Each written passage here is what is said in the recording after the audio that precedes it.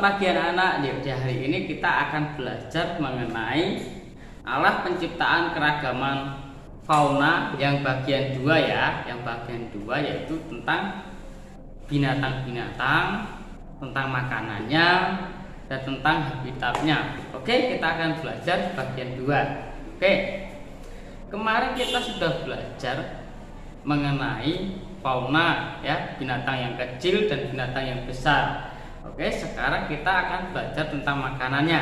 Nah, makanannya apa saja sih yang dimakan oleh binatang-binatang tersebut? Contohnya, ya, di sini ada tertulis adalah contoh hewan pemakan rumput. Nah, pemakan rumput adalah hewan ternak, yaitu adalah kambing, lembu, sapi, kuda, kerbau, terus rusa, terus kancil, apalagi ya? Ada sapi juga, yang besar itu gajah juga makan rumput juga. Nah, makan tumbuh-tumbuhan. Terus kalau pemakan biji-bijian yaitu adalah seperti ayam, burung, ya burung pipit, terus burung apa lagi? Burung puyuh, terus burung labet. Nah, kalau yang punya ayahnya ya, yang ayahnya yang punya peliharaan burung di rumah pasti makanannya adalah biji-bijian. Oke, sekarang yang makan sayur-sayuran.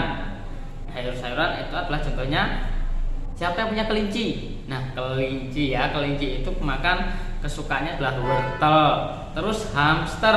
Hamster itu juga makanannya sawi putih, sawi hijau, terus apa sayur kol. Nah, sayur kol juga dimakan oleh hamster. Itu yang sawi-sawian ya. Kalau kelinci itu ada kangkung. Nah, kalau di Alkit, nah yang udah pernah ke Alkit itu ada kerbau tuh. Kerbau itu juga dia makan sayuran, yaitu adalah sayur kangkung. Oke, itu adalah semua ciptaan Tuhan. Hewan-hewan itu semua Tuhan telah menciptakan dan berbagai jenis, dan ada juga yang bisa kita buat mainan.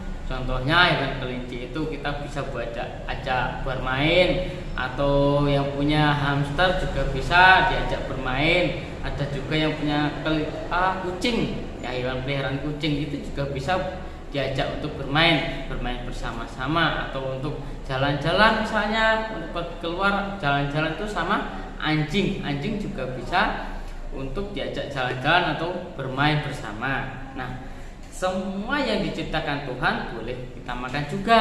Contohnya tadi kelinci bisa dimakan jadi sate kelinci. Kambing juga bisa ditongseng atau sate kambing. Ada kan gitu. Nah, sapi atau lembu itu juga bisa ya. Itu bisa kita makan juga. Nah, terus ada lagi hewan yang sangat buas, yang sangat ganas juga bisa kita makan, yaitu adalah ular kobra. Ada namanya sate ular kobra.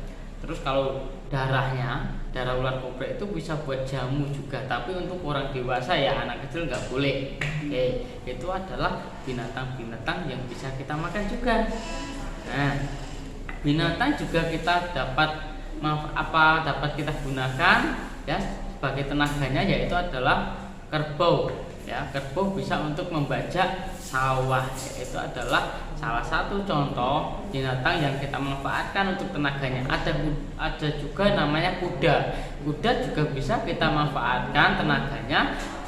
Kalau kita pas pergi ke Tangmangu, kita kan bisa naik kuda kan di sana, nanti bayar 50.000 atau 30.000, terus kita berputar-putar pakai kuda. Nah, itu adalah hewan-hewan yang kita manfaatkan tenaganya. Terus ada juga sapi. Sapi itu adalah untuk alat transportasi juga bisa ya. Misalnya kalau di sini sudah jarang, tapi kalau di daerah pedesaan kadang juga ada ya, sapi itu untuk menarik gerobak, untuk membawa barang-barang yang besar atau berat. Nah, itu juga kayak untuk menjaga hewan, yang untuk menjaga rumah juga ada. Contohnya anjing. Anjing itu juga untuk jalan-jalan, untuk kita ajak main, juga bisa untuk menjaga rumah. Dan juga yaitu adalah burung yang tapi jenisnya yang tertentu ya, yang bisanya dia kalau ada orang atau tetangga atau tamu, dia bisa mengucap salam, yaitu adalah burung beo. Nah, burung jalak juga bisa. Nah, tapi harus dilatih terlebih dahulu. Terus sumber makanan manusia yang berupa tumbuhan dan binatang itu kita juga harus menjaganya, harus merawat dan memelihara dan melestarikannya biar tidak punah. Ya, punah itu adalah mati, biar tidak mati ya. Oke. Ya, usaha manusia dapat dilakukan dengan cara yang pertama, meningkatkan bidang pertanian. Contohnya kalau sayur-sayuran dan lain sebagainya itu kan dari pertanian nanti dikembangkan untuk dapat mengasih makan hewan-hewan ternak yang lainnya. Juga dalam peternakan itu adalah untuk melestarikan ternaknya supaya tidak mati atau punah, kan diternak ya, nanti jadi dari 2 bisa jadi 4, bisa jadi 5, bisa jadi banyak ya, bisa penuh nanti. Kalau penuh bisa dijual juga, terus bisa dikasihkan ke tetangga atau teman yang suka. Nah, nanti mereka bisa pelihara lagi dan bisa jadi banyak lagi. Nah, seperti itu. Dan juga kalau ada sakit penyakit di hewan atau di tanaman atau di tumbuhan atau di hewan peliharaan kita ya, kita harus rawat, kasih obat supaya tidak sakit. Nah, biar sembuh, biar sehat, biar bisa kita lestarikan. Nah, itu adalah semua hewan-hewan adalah ciptaan Tuhan, dari yang kecil sampai besar itu semua ciptaan Tuhan. Kita harus menjaganya, kita harus merawatnya, dan kita harus melestarikannya juga ya. Hewan yang kita pelihara di rumah maupun hewan liar itu semua terpelihara dengan baik. Nah, sampai di sini pembelajaran kita di hari ini. Tetap semangat, Tuhan Yesus memberkati.